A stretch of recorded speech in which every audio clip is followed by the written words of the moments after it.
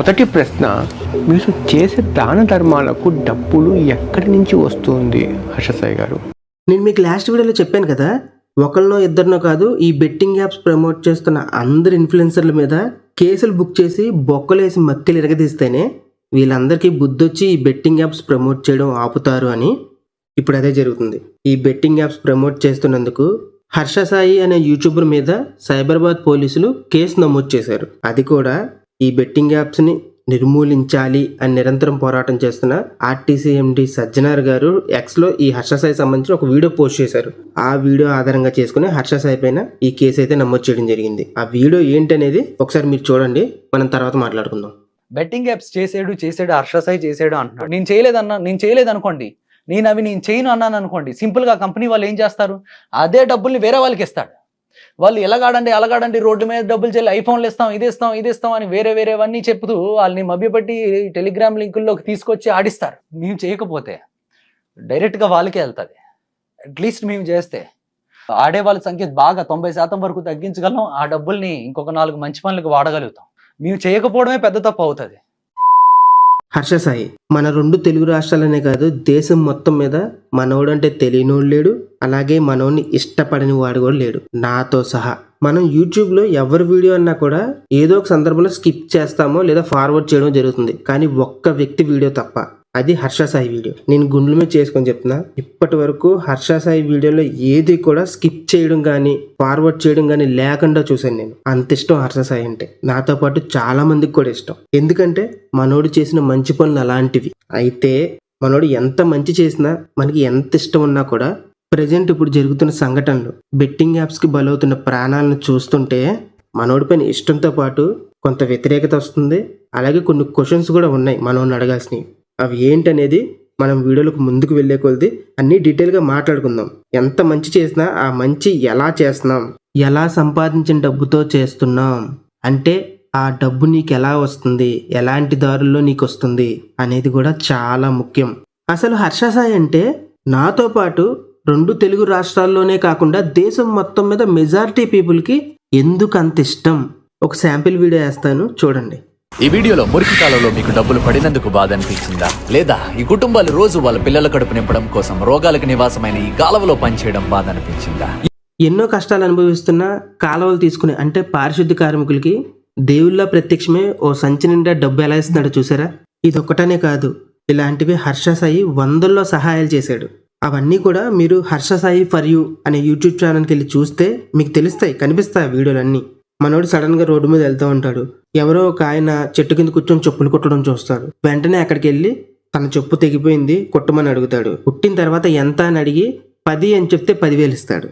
అంటే ఆ 10,000తో ఆ వ్యక్తి యొక్క కష్టాలు కంప్లీట్గా తీరకపోవచ్చు, కానీ ఎంతో కొంత ఆర్థిక ఇబ్బంది నుంచి బయటపడతాడు కదా. ఇలా ఎంతో మందికి హర్ష సాయి సడన్ గా వెళ్ళి చాలా డబ్బులైతే డొనేట్ చేశాడు. మనలో చాలా మంది ఆర్థిక పరంగా చాలా ఇబ్బందులు పడుతూ ఉంటాం. అలా ఇబ్బందులు పడుతున్నప్పుడు మనలో ఇన్నర్ గా ఒక వాయిస్ అనేది వస్తుంటది. అదేంటంటే, అబ్బా ఎంత ఇబ్బంది పడుతున్నాం, ఇంత ఫైనాన్షియల్గా ఇబ్బంది పడుతున్నాం కదా, ఎవరో ఒకరు దేవుళ్ళ వచ్చి ఒక్క దెబ్బకి మన కష్టాలన్నీ తీరిపోయేంత డబ్బు మనకి ఇస్తే, లేదంటే ఎక్కడైనా డబ్బు దొరికితే ఎలా ఉంటది అని మనకు అనిపిస్తూ ఉంటది కదా. అలా అనిపించిన కొంతమందికి హర్ష సాయి దేవుళ్ళ ప్రత్యక్షమయ్యి ఒక్క దెబ్బకి వాళ్ళ కష్టాలన్నీ తీర్చేశాడు. ఆ వీడియోలన్నీ హర్ష సాయి ఫర్ యూ అనే యూట్యూబ్ ఛానల్ ఉంటాయి, మీరు కూడా ఒకసారి వెళ్ళి చూడండి, తప్పులేదు. అసలు ఎవరి హర్ష సాయి? వైజాగ్కి చెందిన ఈ హర్ష సాయి ఇంజనీరింగ్ కంప్లీట్ అయిపోయిన తర్వాత 5 సంవత్సరాల క్రితం హాలీవుడ్లో మిస్టర్ బీస్ట్ అనే యూట్యూబర్ ఉంటాడు. ఆ యూట్యూబర్ని ఇన్స్పిరేషన్గా తీసుకొని హర్ష సాయి ఫర్ యూ అనే యూట్యూబ్ ఛానల్ని తెలుగులో స్టార్ట్ చేశాడు. ఇప్పుడు హిందీ, తమిళ్, కన్నడం ఛానల్లో కూడా హర్ష సాయి ఫర్ యూ అనే యూట్యూబ్ ఛానల్ ఉన్నాయనుకోండి.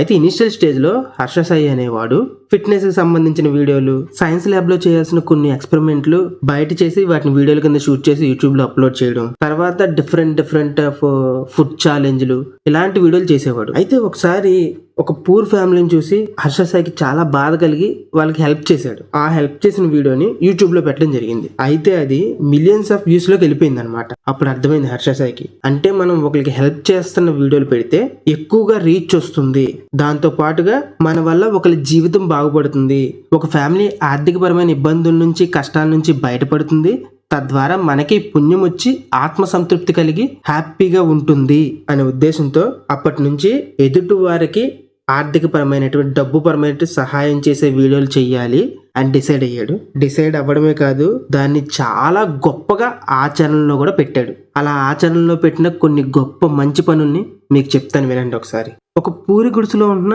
నిరుపేద కుటుంబానికి వాళ్ళు పొద్దున్న లేచి చూసేసరికి తడిక బయట డబ్బులు కట్ల మూట ఉంది. అది మన హర్ష సాయి పెట్టింది. కుటుంబంతో పాటు ఆత్మహత్య చేసుకోవడమే ఆఖరి మార్గం అని ఆలోచించిన ఒక బార్బర్కి సొంత ఇల్లు కట్టివ్వడమే కాకుండా ఒక మంచి లావిష్ గా ఉండే బార్బర్ షాప్ ను కూడా కట్టించాడు హర్ష సాయి. ఎప్పుడో సుమన్ టీవీలో వచ్చిన ఒక ఇంటర్వ్యూలో చూసి జెనెటికల్ ప్రాబ్లం వల్ల వచ్చిన ఒక వింత వ్యాధితో బాధపడుతున్న పిల్లోడి ట్రీట్మెంట్ కి సహాయం చేయడమే కాకుండా పేద పాడి రైతులైన వాళ్ళ తల్లిదండ్రులకి జీవనోపాధి కలిగించడానికి ఓ పెద్ద షెడ్ నిర్మించి 10 గేదెలు కొనిచ్చి వాటి పాలు అమ్ముకొని బ్రతకమని చెప్పాడు ఈ హర్ష సాయి. మీ అందరికీ ఫలక్నమ్మ ప్యాలెస్ తెలుసా? బాగా గొద్దబలిసిన వాళ్ళు బిగ్ షాట్లు మాత్రమే వెళ్ళే ఆ హోటల్ కి కనీసం ఆ హోటల్ చుట్టుపక్కల ఛాయ్కి కూడా రానివ్వనటువంటి స్లమ్ ఏరియాలో ఉండే వాళ్ళని హీరోల్లా తయారు చేసి ఆ హోటల్ కి వాళ్ళందరినీ తీసుకువెళ్లి ఎవరైతే ఆ స్లమ్స్ లో ఉన్న వాళ్ళని అక్కడ రానివ్వకుండా తరిమేస్తారో అలాంటి వారి చేతే ఆ స్లమ్ ఏరియాలో ఉన్న వాళ్ళకి సెల్యూట్లు కొట్టించి వాళ్ళతో అక్కడ భోజనం చేశాడు హర్ష సాయి. అంటే అక్కడ వాళ్ళకి భోజనం పెట్టించాడు. ఇది మామూలు విషయం కాదు, చాలా ఖర్చుతో కూడుకున్న విషయం.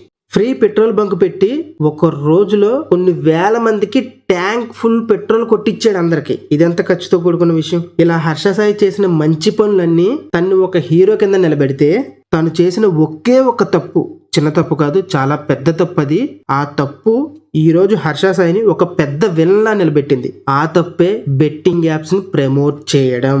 ఇన్ని మంచి పనులు చేసిన Harsha Sai betting apps promote చేయడంపై నాకు కొన్ని క్వశ్చన్స్ ఉన్నాయి.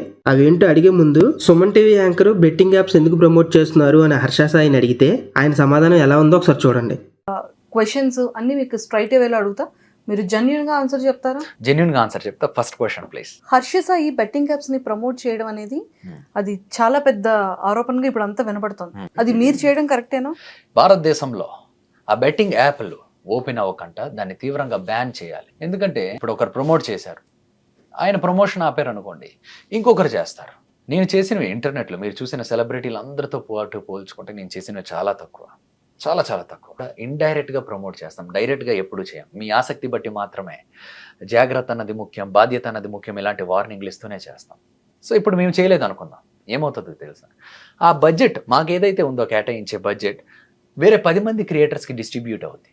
వాళ్ళైతే మాలా చెప్పరు, వాళ్ళకు ఒక స్క్రిప్ట్ ఇస్తారు, ఇదే విధంగా చెప్పండి, మేము ఇల్లులు కట్టుకున్నాం, కార్లు కొనుక్కున్నాం అని.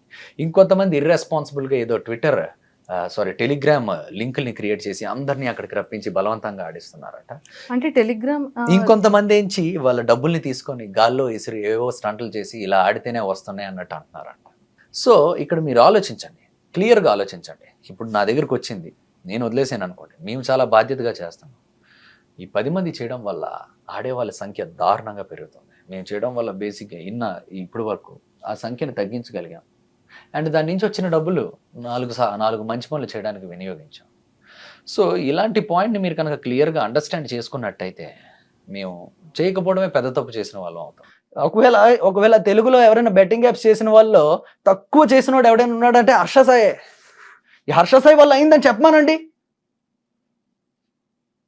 ఆయన 50 లక్షలు 25 లక్షలు పెట్టి ఎవరు ఆడతారండి? ఎవరు ఆడతారు?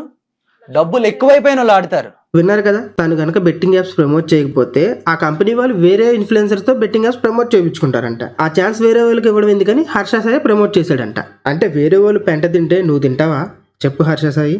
నేను ఎందుకు నిన్ను ఇంత బలమైన మాట అన్నానంటే బెట్టింగ్ యాప్స్ ప్రమోట్ చేసే వేరే ఏ ఇతర ఇన్ఫ్లుయెన్సర్ కూడా నీ అంత ఫాలోయింగ్ గానీ నీ అంత సబ్స్క్రైబర్స్ బేస్ గానీ లేదు. ఇప్పుడు బెట్టింగ్ యాప్స్ ప్రమోట్ చేసిన 1,00,000 సబ్స్క్రైబర్లు ఉన్న యూట్యూబర్ని గానీ ఇన్ఫ్లుయెన్సర్ని గానీ తీసుకుంటే వాళ్ళు ప్రమోట్ చేసినప్పుడు ఒక 100 మందో 1,00,000 మందో చూస్తే 1,00,00,000 మంది ఫాలోవర్స్ ఉన్న నువ్వు గనక బెట్టింగ్ యాప్ ప్రమోట్ చేస్తే 10 లక్షలు 20 లక్షలు 30 లక్షల మంది చూస్తుంటారు. అంటే వేరే వాడు ప్రమోట్ చేస్తే ఒక 10 మంది మాత్రమే బెట్టింగ్ యాప్స్ లో డబ్బులు పెట్టి నష్టపోతే నువ్వు ప్రమోట్ చేస్తే 1,00,000 మంది బెట్టింగ్ యాప్స్ లో డబ్బులు పెట్టి నష్టపోతారు. నీ మాట అంత ఇదిగా నమ్ముతారు, నీకంత ఫాలోయింగ్ ఉంది, అంత ప్రజాదరణ ఉంది నీకు. అలాంటి నువ్వు వేరే వాడు చేస్తాడు కదా, వాడికి ఎందుకు ఛాన్స్ ఇవ్వడం, నేనే చేస్తే పోతుంది కదా, ఆ డబ్బు నాకే వస్తుంది కదా అని బెట్టింగ్ యాప్ ప్రమోట్ చేయడం కరెక్టేనా? ఇన్ని మంచి పనులు చేసావు కదా, ఇన్ని పేద కుటుంబాలను ఆదుకున్నావు కదా, అలాంటి నువ్వు మన దేశం నిలబడాలంటే అసలు ఒక దేశానికి వెన్నెముక ఆ దేశం యువత. అలాంటి ఒక యంగ్ జనరేషన్ మొత్తం నిన్ను ఫాలో అవుతుంది. అలాంటి యువతని బెట్టింగ్ యాప్స్ పేరుతో తప్పుదోవ పట్టించడం నీకు కరెక్టేనా? వాళ్ళ జీవితాన్ని నాశనం చేసే విధంగా నువ్వు ప్రవర్తించడం న్యాయమేనా? మళ్ళీ ఏమన్నావు, ఒకవేళ నేను బెట్టింగ్ యాప్స్ ప్రమోట్ చేయడం ఆపేస్తే వాళ్ళు వేరే ఇన్ఫ్లుయెన్సర్ల దగ్గరికి వెళ్ళి ఆ బెట్టింగ్ యాప్స్ ని ప్రమోట్ చేయించుకుంటారు. వాళ్ళు ప్రమోట్ చేసే విధానం ఎలా ఉంటుందంటే, వాళ్ళు ఐఫోన్ గిఫ్ట్లు ఇస్తారు, డబ్బులు వెదజల్లి అందరినీ ఆకర్షించి ఈ బెట్టింగ్ యాప్స్ వైపు నడిపిస్తారు. కాబట్టి నేను ఆ బెట్టింగ్ యాప్ ప్రమోట్ చేస్తానని ఒప్పుకొని కేవలం నా వీడియోలో ఒక మాట చెప్పి వదిలేస్తున్నాను, లేదా బ్యాక్గ్రౌండ్ లో ఎక్కడో ఆ బెట్టింగ్ యాప్ గురించి డిస్ప్లే చేస్తున్నాను, దీనివల్ల ఎవరికి ఏ నష్టం ఉండదు అని అనుకుంటున్నావు కదా నువ్వు. అని అంటున్నావు, అనుకోవడం కాదు. వేరే వాళ్ళు ఎన్ని వేషాలు వేసినా ఒక 10% మాత్రమే వాళ్ళకి అట్రాక్ట్ అవుతారు. కానీ నువ్వు ఒక్క కన్ను సైగ చేస్తే చాలు, కొన్ని లక్షల్లో నువ్వు చెప్పిన మాట వింటారు. అది మంచి పని అయినా, బెట్టింగ్ యాప్స్ ఆడడం లాంటి ఈ చెడు పని అయినా సరే. ఇంకోటి ఏదో అన్నావు, నేను బెట్టింగ్ యాప్స్ ప్రమోట్ చేయకపోతే నాకు ఇచ్చే డబ్బుని ఇంకో 10 మంది చిన్న యూట్యూబర్స్కి ఇచ్చి ప్రమోట్ చేపిస్తారు అన్నావు కదా. అంటే ఇప్పుడు ఒక చిన్న యూట్యూబర్ బెట్టింగ్ యాప్ని ప్రమోట్ చేస్తే 30 లక్షల వరకు ఇస్తున్నారు అని టాకు. దాని ప్రకారం 10 మందికి ఇచ్చే డబ్బు నీకు ఒక్కడికే ఇస్తున్నారంటే నీకు 3 కోట్లు ఇస్తున్నారనమాట ఒక్క బెట్టింగ్ యాప్ ప్రమోట్ చేస్తే. నాకు డౌట్, ఆ 3 కోట్లు నువ్వెంత వెనకేసుకుంటున్నావు, ప్రజలకు ఎంత సహాయం చేస్తున్నావు? నువ్వే అన్నావు కదా, వేరే యూట్యూబర్కి ఛాన్స్ ఇవ్వకుండా నేనే ఆ బెట్టింగ్ యాప్ ప్రమోట్ చేస్తే వచ్చిన డబ్బులతో అందరికీ హెల్ప్ చేస్తాను అని. ఇప్పుడు యూట్యూబ్లో కూడా నీకు లక్షల్లోనే ఆదాయం వస్తుంది.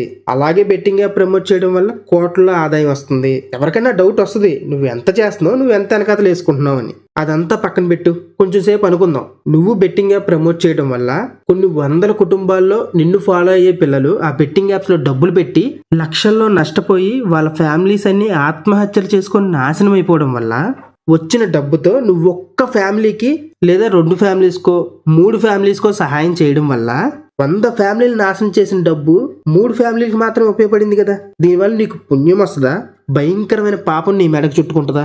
ఒకసారి ఆలోచించు, ఏది తప్పో ఏది ఒప్పో. ఇంకోటి ఏదో అన్నావు, అసలు గవర్నమెంట్ ఈ బెట్టింగ్ యాప్స్ ని బ్యాన్ చేసేస్తే ఎవడూ ప్రమోట్ చేయడు కదా, ఏ ఇన్ఫ్లుయెన్సర్ కూడా అది ప్రమోట్ చేసే అవకాశం ఉండదు కదా అని అంటున్నావు కదా. ఒకటి గుర్తుపెట్టుకో, నువ్వు తప్పుడు దారిలో ముందుకెళ్తున్నావా లేదా సరైన దారిలో వెళ్తున్నావా అనేది నీ మనసుకు తెలుస్తుంది.